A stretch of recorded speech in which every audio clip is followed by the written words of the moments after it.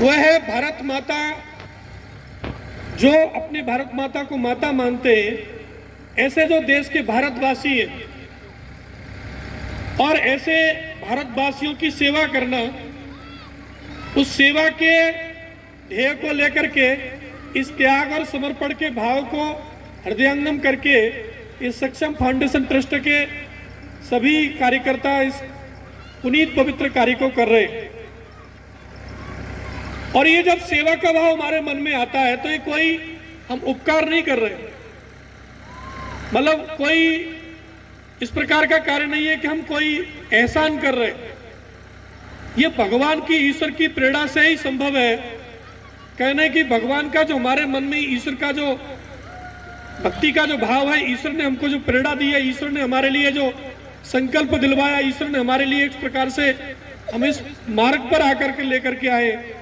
इस कार्य को, हम ईश्वरीय कार्य को करने के लिए आज यहाँ सभी एकत्रित हैं।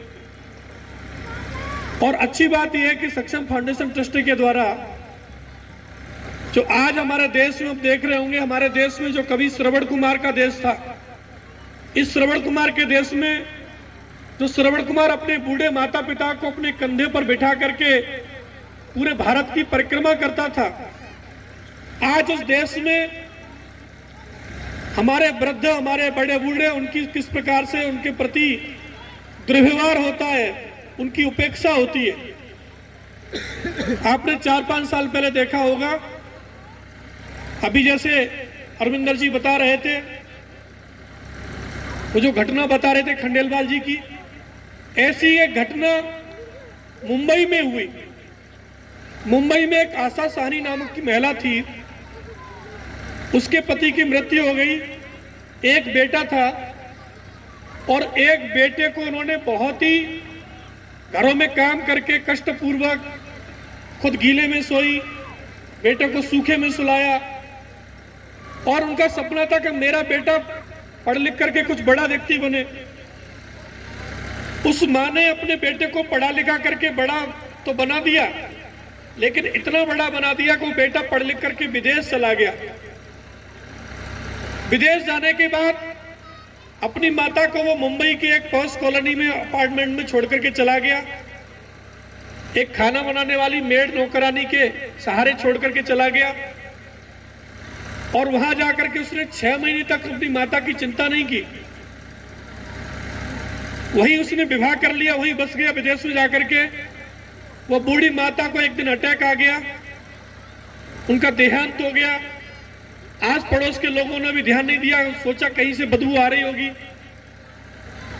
लगभग 6 महीने बाद उस बेटे को, उस कपूत को अपनी उस माता की याद आई। जब याद आई तो वो आया, देखा तो माँ एक अस्थि कंकाल के रूप में, कुर्सी पर ढांचे के रूप में बैठी हुई थी।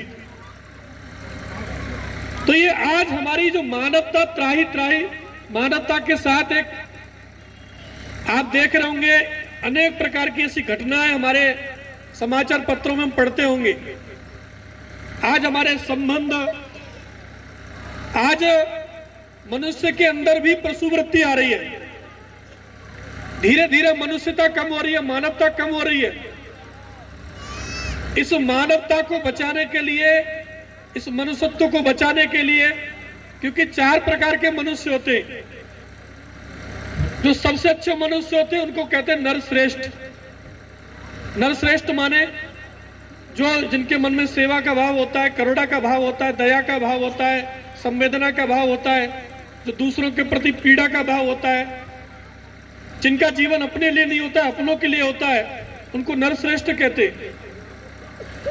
दूसरे होते हैं सामान्य नर। हम सभी सामान्य नर हैं, नरश्रेष्ठ बनने के प्रयास में।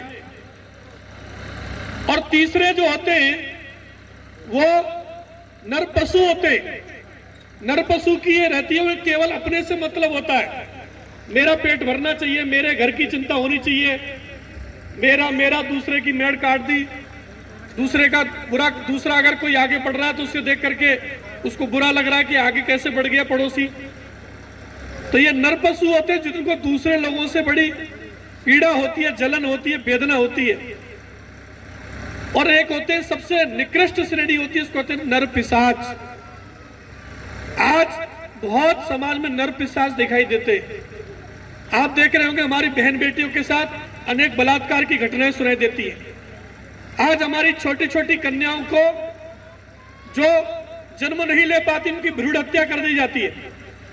आज दहेज के लोभी हमारी कन्याओं को दहेज के लोभी जला करके फांसी दे करके उनकी हत्या कर रहे हैं। आज समाज के अंदर एक प्रकार का ऐसा वातावरण दिखाई देता होगा कि ये समाज जा कहां रहा है।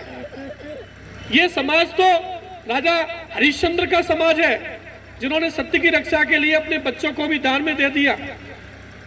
ये समाज तो ऐसे हमारे महान मर्यादा पुरुषोत्तम भगवान राम का समाज है, जिन्होंने अपने जीवन आदर्शों के लिए 14 वर्ष का वनवास सहा।